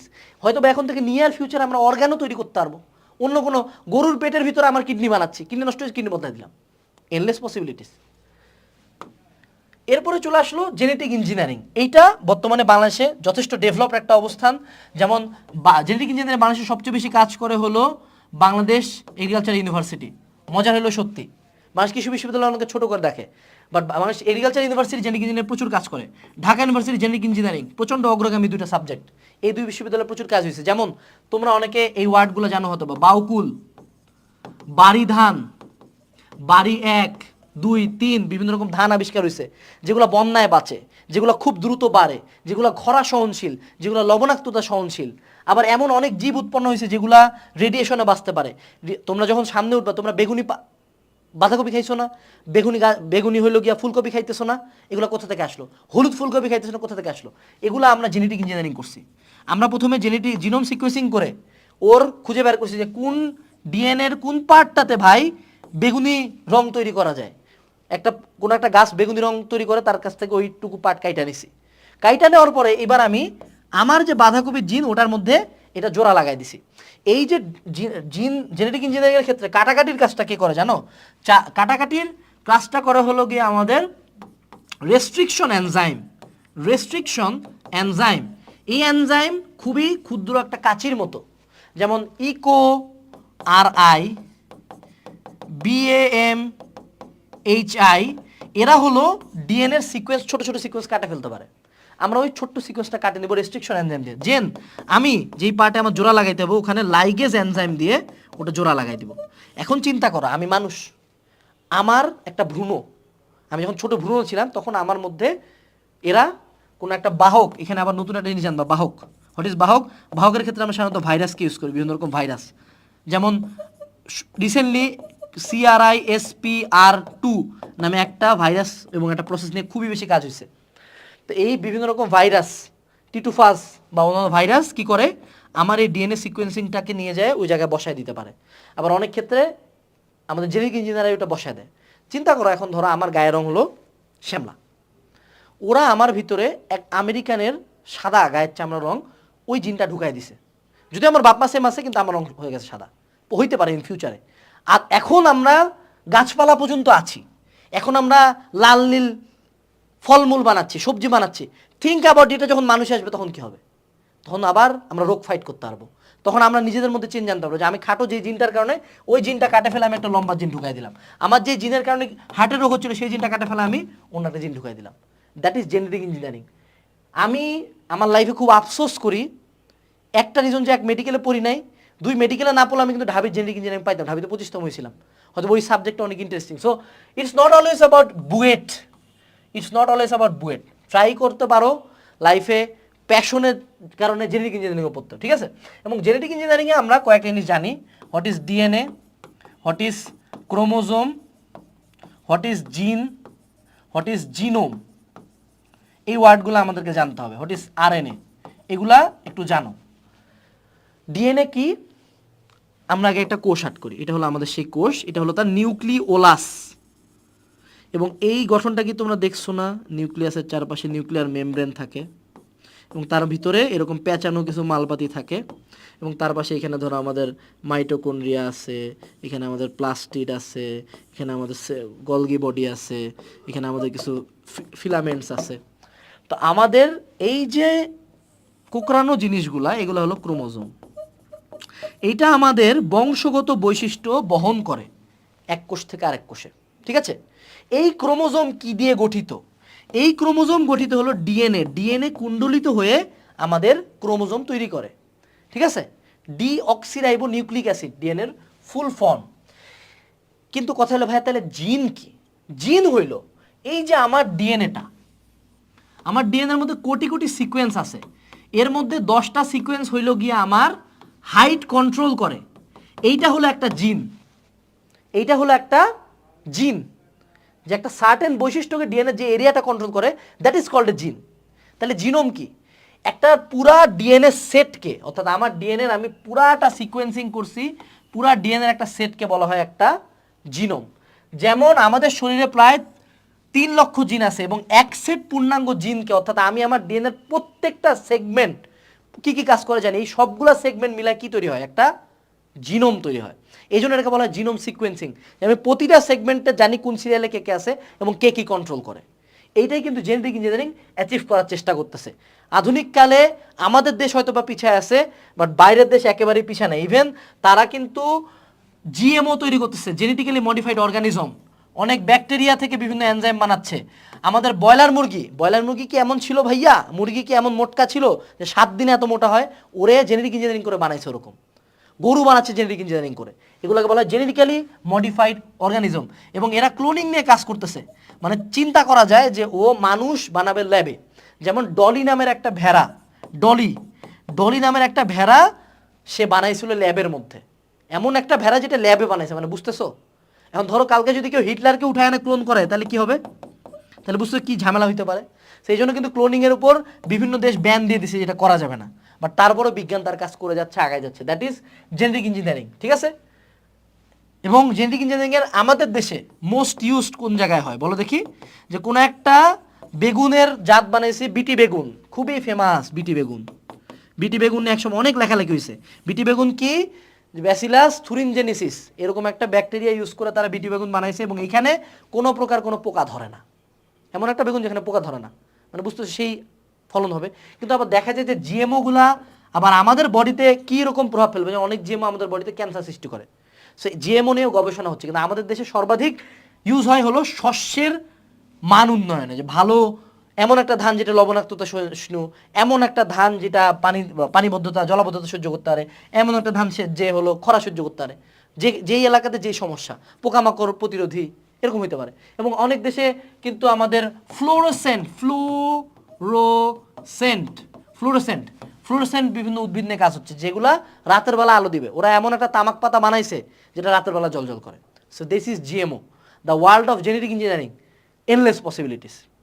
তো এই দিয়েই কিন্তু আমাদের এই চ্যাপ্টারটা শেষ হয়ে যাওয়ার কথা ছিল, তো তারপরও বাকি আছে হলো ন্যানো টেকনোলজি। তো ন্যানো টেকনোলজি কি? ন্যানো টেকনোলজি বোঝার আগে আমাদেরকে একটা জিনিস চিন্তা করতে হবে। আমাদের একটা চুল সাধারণত এটার পুরুত্ব হয় হলো 10 মাইক্রন বা 10 মাইক্রোমিটারের মতো। 10 মাইক্রোমিটার মানে 10 ইন্টু 10⁻⁻6 মিটার, বা 10 ডিভাইডেড বাই 1-এর পরে 1 2 3 4 5 6 মিটার। এইটুকু হলো আমার জাস্ট একটা সিঙ্গেল স্ট্র্যান্ড অফ হেয়ারের পুরুত্ব। এইটাকে আরও 1000 গুণ ছোট করো। 1 ন্যানোমিটার হলো 10⁻⁹ মিটার। অর্থাৎ 1কে আমি ভাগ দিব 1-এর পরে 1 2 3 4 5 6 7 8 9, এইটা হলো 1 ন্যানোমিটার। এবং ন্যানো টেকনোলজি হলো সাধারণত 1 ন্যানোমিটার থেকে 100 ন্যানোমিটার পর্যন্ত দৈর্ঘ্য প্রস্থ উচ্চতা বা এই ডাইমেনশনের বস্তু নিয়ে কথাবার্তা বলে। Recently nano technology is a hot cake of this world. Nano টেকনোলজির অনেক অনেক অনেক বেশি ব্যবহার আছে আমাদের লাইফেই, আমরা এটা জানি না। জাস্ট 10⁻⁻90 মিটার এটা আমরা জানি। যেমন আমাদের একটা ব্যাকটেরিয়ার আকার কি 100 ন্যানোমিটার, 200 ন্যানোমিটার, ঠিক আছে? আমাদের একটা পরমাণুর আকার হচ্ছে 0.3 ন্যানোমিটার, একটি স্বর্ণের পরমাণুর মান। তো ন্যানো স্কেলে বিভিন্ন কাজকর্ম কিন্তু আমাদেরকে করা হয়েছে। যেমন ন্যানো সবসময় সর্বাধিক যেটা ইউজ হচ্ছে সেটা হলো কোটিং, ন্যানো কোটিং। বিভিন্ন রকম যখন আমাদের ইমপ্লান্ট বডির মধ্যে বসানো হচ্ছে মেডিকেল সেগমেন্টে, যে আমরা যারা বায়োমেডিক্যালে আমরা ইমপ্লান্ট নিয়ে পড়াশোনা করি। সো তোমার এখানে হাড্ডি ভাঙে গেছে, তো এটার মধ্যে আমি একটা স্ক্যাফোল্ড লাগাইছি, ওটার উপর একটা ন্যানো প্রলেপ থাকে। আবার আমাদের যে বলে না হার্টে রিং পরাইছি, রিং কি? রিং হলো একটা স্টেন্ট, এটা হলো আমার সেই ভেইন, এটার ভিতরে আমি একটা জালিকা বসাই দেই যাতে এইখানে আর চর্বি জমে এই জিনিসটা আটকে না যায়। এইটার উপর একটা ন্যানো প্রলেপ থাকে, যে প্রলেপটা এখানে আর চর্বি জমতে দেয় না। এরকম ন্যানো টেকনোলজির একটা অনেক বড় ইউজ হচ্ছে কোটিং। কোটিংয়ের বাইরে ন্যানো টেকনোলজির আরেকটা এটা বড় পরিবর্তন দেখা যায়, যে গোল্ড, আমরা কি সোনা জানি না, সোনা হলো কি, সোনা স্বর্ণালী কালার, ঠিক আছে না, ঠিক আছে না, কিন্তু সোনা যখন আমাদের ন্যানো পার্টিকেল হয়ে যায় তখন সোনা হয়ে যায় গোলাপি। এটা একটা তাদের ন্যানো স্কেলে পদার্থের একটা বড় চেঞ্জ হয়। এবং তুমি যখন চিন্তা করবা ন্যানো স্কেলের আরেকটা বড় উদাহরণ আছে, সেটা হলো গিয়ে আমাদের ন্যানো কিন্তু তার সারফেস এরিয়া বাড়ায় দেয়। এই জিনিসটা আমি ছোটোবেলায় বুঝতাম না, হোয়াট ইজ সারফেস এরিয়া। উদাহরণস্বরূপ তুমি চিন্তা করো আমার কলমের এই পিছন দিকটা, ঠিক আছে, এই পিছন দিকটা, এটার দিকে তাকাও। আমি যদি এই পার্টে কোনো কিছু একটা বিক্রিয়া ঘটাইতে চাই, ধরো এটা কোনো একটা রাসায়নিকে ডুবাইলাম, তাহলে কি এটা শুধুমাত্র এই সারফেসটাতে যে পরমাণুগুলো আছে সেই পরমাণুগুলো বিক্রিয়া করবে। কিন্তু কিন্তু যদি আমি একটা এই সেম পদার্থের একটা ন্যানো ম্যাটেরিয়াল নেই, একটা পাতলা পাত তৈরি করি, তার মানে কি এর প্রত্যেকটা লেয়ারে জাস্ট একটা করে পরমাণু থাকবে, জাস্ট একটা করে পরমাণু, অর্থাৎ এই টোটাল জিনিসটাই, টোটাল এই পাতটাই আমার কিন্তু বিক্রিয়াতে ইউজ হইতে পারে। This is called surface area. This is called কি, সারফেস এরিয়া, যে আমার এই পুরা পাতটার সব কিছু কিন্তু আমাদের বিক্রিয়াতে অংশগ্রহণ করতে পারে। অর্থাৎ অ্যাক্টিভ সারফেস এরিয়া কিন্তু ন্যানো ম্যাটেরিয়ালস অনেক বেশি হয়। আমাদের যে আধুনিক চিপগুলো আমরা ইউজ করি, চিপ, এই যে তোমরা যে পড়ছো স্ন্যাপড্রাগন 500, তারপর হলো অ্যাপেলের M1 চিপ, এগুলা কিন্তু জাস্ট কয়েক মিলিমিটার বা কয়েক ন্যানোমিটারের মধ্যে কোটি কোটি ক্যালকুলেশন করছে। কিভাবে? ন্যানো টেকনোলজি দিয়ে মধ্যে, এটার মধ্যে আমরা ন্যানো ফ্যাব্রিকেশন করছি, ন্যানো ফ্যাব্রিকেশন, লেজার দিয়ে সূক্ষ্ম সূক্ষ্ম সার্কিট এখানে ডিজাইন করছি আমরা। তো এগুলা কিন্তু ন্যানো টেকনোলজির অনেক বেশি ইউজ হচ্ছে। ন্যানো টেকনোলজি দিয়ে আমরা কিন্তু কারেন্ট পরিবহনেও কাজ করতেছি। কারেন্ট পরিবহন অর্থাৎ একটা নর্মাল কপারের ওয়্যার যে পরিমাণে কারেন্ট পরিবহন করতে পারে, ন্যানো টেকনোলজির একটা বড় উদাহরণ হলো গ্রাফিন। গ্রাফিন, গ্রাফাইট থেকে তার ন্যানো পদ্ধতির একটা জিনিস আমরা তৈরি করছি, গ্রাফিন। এই গ্রাফিনের তড়িৎ পরিবহন ক্ষমতা এবং তাপ পরিবহন ক্ষমতা গ্রাফাইটের চেয়ে অনেক বেশি, তামার তারের চেয়ে বেশি। এবং তার চেয়ে বেশি আরেকটা নতুন উদাহরণ তোমরা পাবা, এটাকে আমরা বলি বাকিবল। বাকিবল, বাকিবল কি, বাকিবলের গঠনটা হলো এরকম বিভিন্ন হেক্সাগন দিয়ে, হেক্সাগন জোড়া লাগায় লাগায় একটা বল হয়েছে। এটা অনেক স্টেবল একটা স্ট্রাকচার। এবং আরেকটা ন্যানো টেকনোলজির বড় উদাহরণ হলো কার্বন ন্যানো টিউব। যেমন তোমরা আধুনিককালে বিভিন্ন বাইকের বা বিভিন্ন গাড়ির যন্ত্রাংশের মধ্যে দেখবা, গাড়ির বডি দেখবা যে কার্বন ফাইবার দিয়ে তৈরি। এই কার্বন ফাইবার কিন্তু স্টিলের চেয়ে অনেকাংশে শক্তিশালী। এবং এই কার্বন ফাইবার তৈরি হচ্ছে কার্বন ন্যানো টিউব দিয়ে, যে কার্বনের সূক্ষ্ম সূক্ষ্ম ন্যানো স্কেলের স্ট্রাকচার যেগুলো একসাথে হয়ে এই কার্বন ফাইবারটা তৈরি করে। এবং এটা অনেক স্ট্রং। এবং এই কার্বন ন্যানো টিউব দিয়ে কিন্তু আমরা অনেক বড় বড় কাজকর্ম করতে পারি, বিভিন্ন সার্কিট ডিজাইন থেকে শুরু করে ফিউচারে আরও অনেক বড় বড় কিছু করা সম্ভব। So nano technology is also another part of science that has endless possibilities. ঠিক আছে, এটাই মোটামুটি পড়বা, ন্যানো টেকনোলজির ইউজগুলো একটু পড়বা। দেন আমরা নেক্সটে তো এই চ্যাপ্টারটা তারা বলতেছে শেষ করে দিছে, তারা একটা সৃজনশীল দিছে। ভার্চুয়াল রিয়ালিটি কি আমরা পড়ছি, কৃত্রিম বুদ্ধিমত্তার মাধ্যমে মৌলিক গবেষণা সম্ভব নয়, এটা ব্যাখ্যা করবা। মৌলিক গবেষণা মানে কি, নতুন কোনো কিছু আবিষ্কার করা। কৃত্রিম বুদ্ধিমত্তা আমাদের দেওয়া কিছু set of codes, set of information দিয়ে কাজ করে। তার পক্ষে এখন পর্যন্ত এত পরিমাণে বুদ্ধিমত্তা নাই যেটা দেশে নতুন আবিষ্কার করবে। এরপরে বিপ্লবী তথ্য প্রযুক্তির সাহায্যে কোন অবদান ব্যাখ্যা করছে। বিপ্লবী কি করছে, ব্যবহার করে অ্যাসাইনমেন্ট তৈরি করতে, যেটা এই যে ইন্টারনেট থেকে তথ্য সংগ্রহ করে অ্যাসাইনমেন্ট তৈরি করলো। তাহলে বিপ্লবী তথ্য প্রযুক্তির কোন অবদান ব্যবহার করছে, এটাকে তাদের এই পার্টটাকে তোমরা বলবা হলো গ্লোবাল ভিলেজ বা ইন্টারনেট সে ইউজ করছে। এটার মাধ্যমে কি, যে বিপ্লবী গোটা পৃথিবীর যে কোনো এলাকাতে যোগাযোগ করতে পারবে এবং গোটা পৃথিবীর সকল তথ্য তার ফোনের মুঠে ইন্টারনেটের মাধ্যমে আছে। এই জিনিসটাকে সে ইউজ করছে। প্রযুক্তির ব্যবহারের বিবেচনা বিপ্লব এবং কেয়ার কাজের বৈসাদৃশ্য মূল্যায়ন করা এবং কেয়ার বিশ্ববিদ্যালয় অ্যাসাইনমেন্ট ইন্টারনেট থেকে কিছুটা পরিবর্তন করে জমা দিল এবং অ্যাসাইনমেন্টে আইসিটি করে বুঝতে অসুবিধা হলো না, এটি কপি করা। এই যে দেখো, একজন ইন্টারনেট থেকে হুবহু কপি করছে, আরেকজন ইন্টারনেট থেকে একটু চেঞ্জ করে কপি করছে।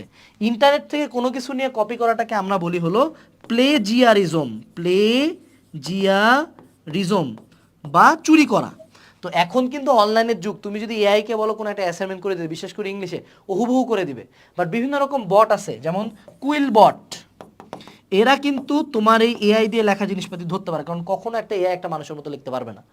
তো এই জায়গায় প্লেজিয়ারিজমটা তারা বুঝাইছে যে দুজনের কাজের মধ্যে বৈসাদৃশ্য কি, একজন অ্যাসাইনমেন্ট থেকে তথ্য নিছে এবং সেটা তথ্যসূত্র উল্লেখ করছে, কিন্তু আরেকজন ওটা কপি করে পাইরেসি করে, এটাকে বলা হয় পাইরেসি, পাইরেসি করে কোনো তথ্য ছাড়াই প্লেজিয়ারিজমের মাধ্যমে ওই জিনিসটাকে নিজের বলে চালাতে শুরু করছে। সো প্রথমটাতে তথ্য প্রযুক্তির নৈতিক ব্যবহার হয়েছে, দ্বিতীয়টাতে তথ্য প্রযুক্তির অনৈতিক ব্যবহার হয়েছে। ঠিক আছে, এই জিনিসটা ব্যাখ্যা করে লিখলেই আমাদের হয়ে যাবে। এরপরে কি রোবোটিক্স কি আমরা জানি, ডিজিটাল বাংলাদেশের ধারণা কি? ডিজিটাল বাংলাদেশের ধারণা তো আমরা জানি যে আমাদের জীবনের প্রায় প্রতি ক্ষেত্রে কম্পিউটার, ফোন, ইন্টারনেট এগুলোর ব্যবহারটাকে বৃদ্ধি করা এবং জীবনের বড় বড় প্রবলেমগুলা এবং কাজগুলোকে সহজ করার জন্য তথ্য প্রযুক্তির ব্যবহারের যে লক্ষ্যটা সেটাকে আমরা বলি ডিজিটাল বাংলাদেশ। উদ্দীপকে ব্যবহৃত প্রযুক্তির ব্যবহার, উদ্দীপকে কি বলা হয়েছে যে এক ধরনের চশমা ব্যবহার করলে সিনেমার অংশ মনে হয়, ভার্চুয়াল রিয়ালিটি। উদ্দীপকের মুনতাহার আনন্দ অনুভূতি শেয়ার বিশ্বগ্রাম ধারণা সংগৃহীত। এই যে আমাদের বিশ্বগ্রাম মানে কি, গ্লোবাল ভিলেজ। এই টপিকটা আবার আমরা পাবো, এই টপিকটা কিন্তু বাসায় পড়বো। What is global village?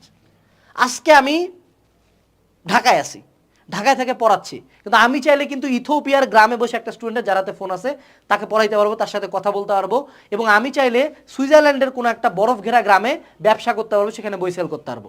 অর্থাৎ আমরা এখন কিন্তু কোনো একটা নির্ধারিত গোষ্ঠীর অন্তর্গত না। We are not only a part of Bangladesh, we are a part of the world. This is called global village. এটা অনেক বছর আগে একজন বিজ্ঞানী বলছিল, তখনও মানুষের কাছে এটা নিয়ার ইম্পসিবল মনে হতো, কারণ যাতায়াতও তো নাই, যাতায়াত করাই তো ইম্পসিবল। কিন্তু এখন যাতায়াত ব্যবস্থা যেমন উন্নত হয়েছে, সবচেয়ে বেশি উন্নত হয়েছে তথ্য যোগাযোগ প্রযুক্তি বা আইসিটি, যার কারণে একজন মানুষ শুধুমাত্র একটা দেশের সম্পদ হইতে পারে না, গোটা পৃথিবীর সম্পদ হইতে পারে। একজন মানুষের পরিবার শুধু দেশে না, পুরো পৃথিবীতে থাকতে পারে। দিস ইজ দ্য ধারণা or the concept of global village.